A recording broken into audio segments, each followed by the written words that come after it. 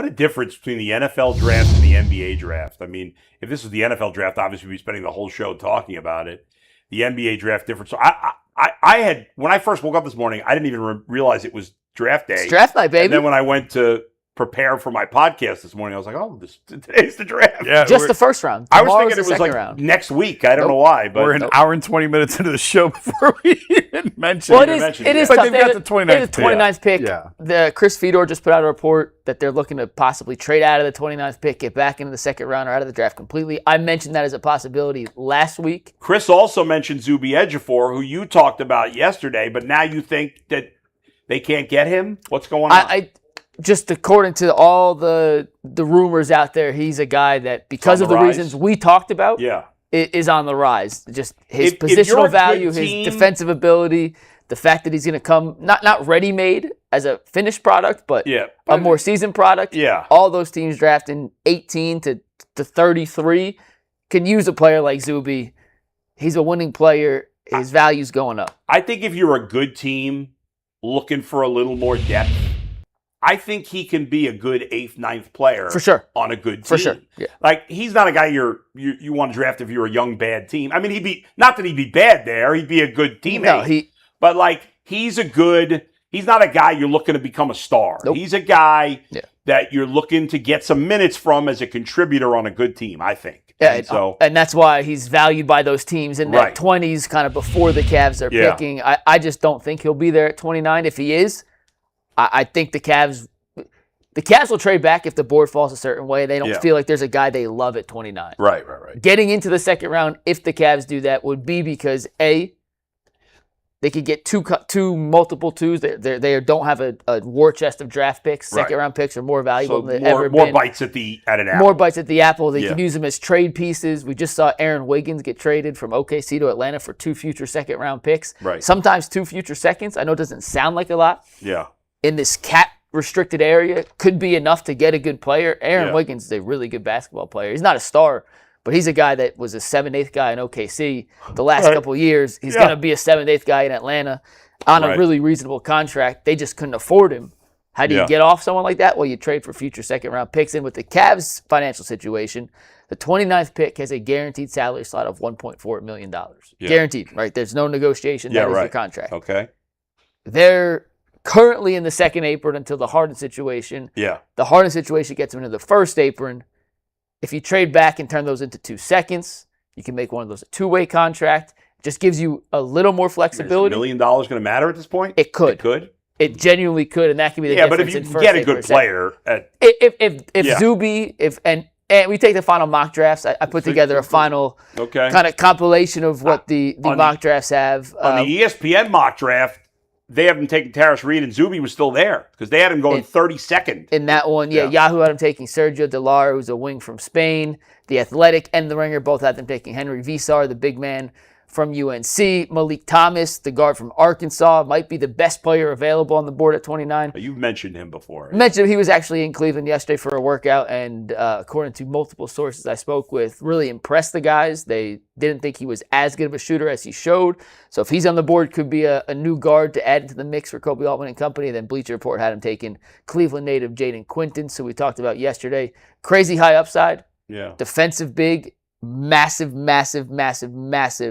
medical red flags. If he was fully healthy, he's a top 10 pick in the draft.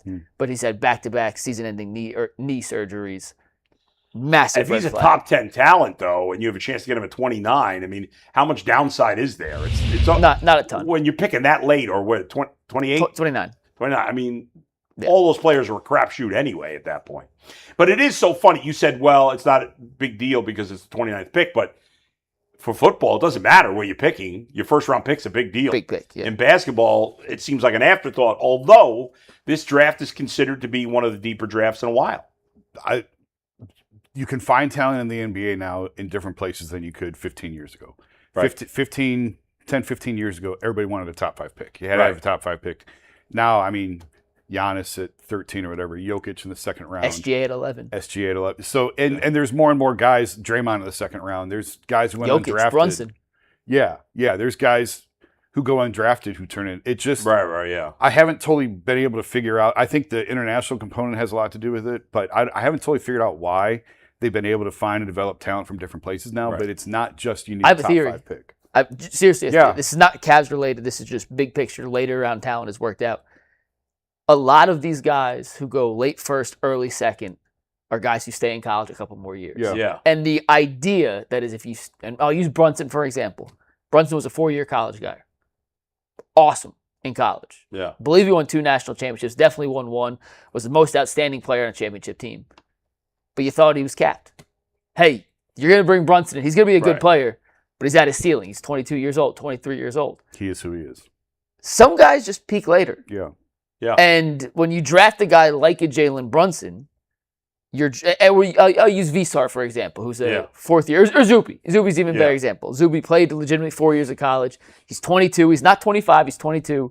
Yeah, people make it seem like 22 is so old. We think we know that, hey, This you make is your as good as biggest Zuby's going to be. Zuby could turn into something more, plus what he brings to the table already, and that is why guys later in the draft, and not always, and sometimes you're right, sometimes a guy comes in, is as good as a rookie, but that's who he is. He is capped.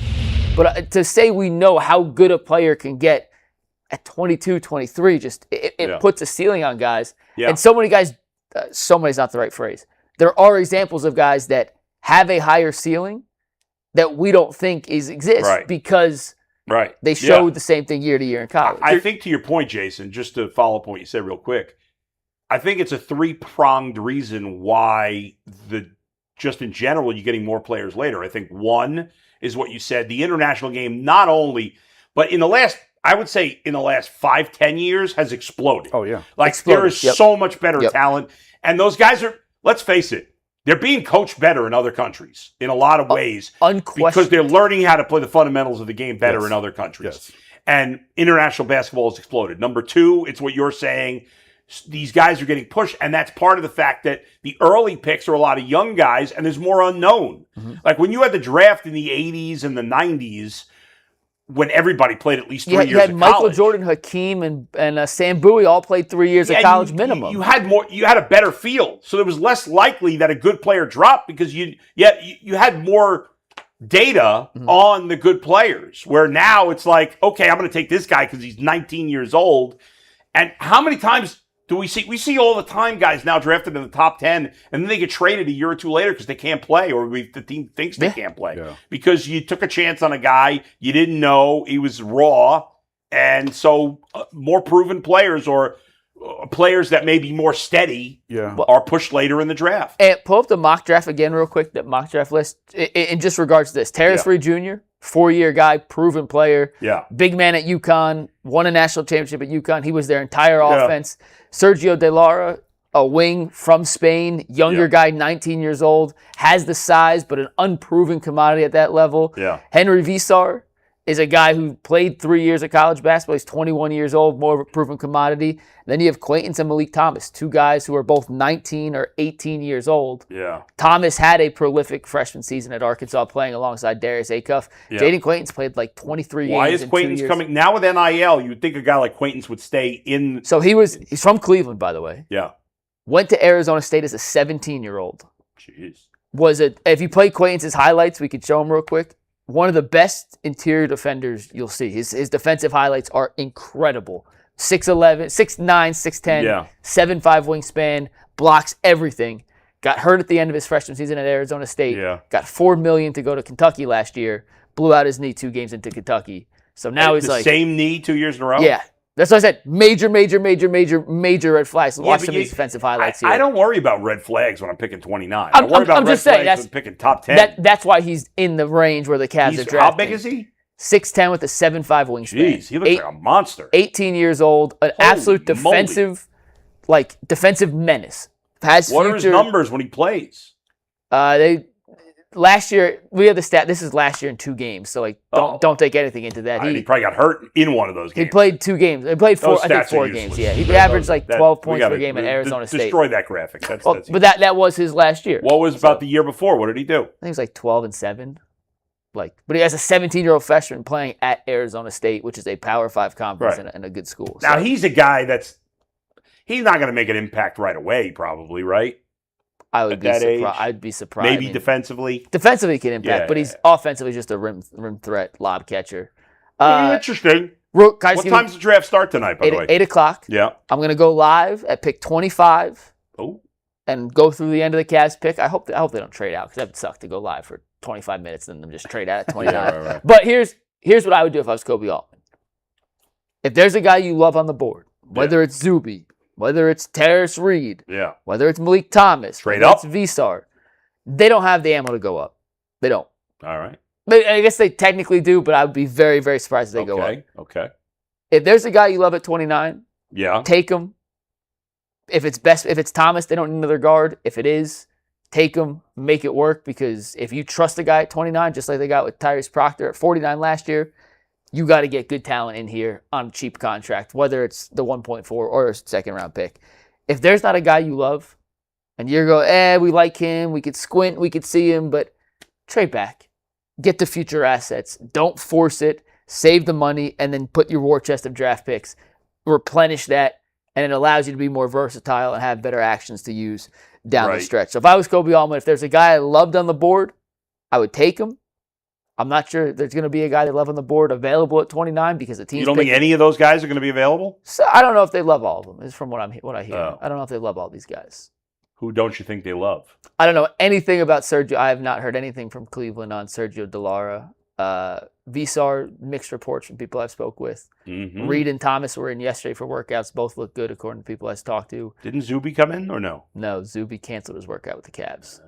That means he thinks he's getting drafted before. He also had 17 workouts in 20 days, so Jeez. Not surprising. But he was supposed to come in Friday, canceled his workout. Mm. I'm not sure I was supposed to say that. Oops. We'll keep that between us. Yeah, no, don't send that to Cleveland. My bad.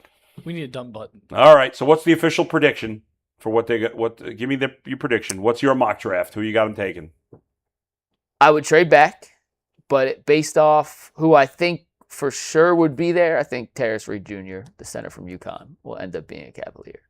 And that is not reported. That is no intel. That's just he fits what they're looking for. He fits the guardrails Kobe likes to draft, and I think he's probably going to be there at 29. And he's a good player. As much as I love analytics, some of the analytics terms are just guardrails. The young me would have been so annoyed by listening to somebody. Do you know anything about Tarris Reed Jr.? You watched him play enough. Yeah, he's a good player. Back to the basket, big. Also, I'll just throw this out there. If Tarris Reed's the guy, he doesn't fit with Mobley. I mean, doesn't fit with Allen whatsoever, like at all. You can't play him with Jared Allen. Like that score. Which means there might be a Jared Allen trade in the future. If Reed's the pick, to me that indicates that Jared Allen might not be here. So? I'm not saying 29th pick? Not to. I don't know if you draft a guy that cannot play with Jared Allen. All right. Yeah, fair enough. Vsar fits with both of them. Reed does not fit with Allen. Is all I'm saying. I'm not saying it means anything.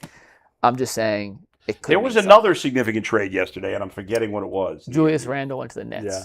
Oh, is that significant? I mean, Giannis said he would have signed an extension in Minnesota, and they were in the Giannis sweepstakes. Okay. What else? Is there any other rumblings of NBA trades right now? None of this is official yet, right? Not to the new league year. Yeah, it's so weird how they do it in the NBA. July 1st. Well, it's actually July, 8th or 9th or something like that, I think. Free agency happens for the new league year. There's like a week. Maybe it's July 1st. I don't remember now. Yeah. There's a week where you can sign free agents but not officially sign. Unlike football where it's like 36 hours. They do like a week in the NBA, and we've had guys renege before. Yeah, DeAndre Jordan's the classic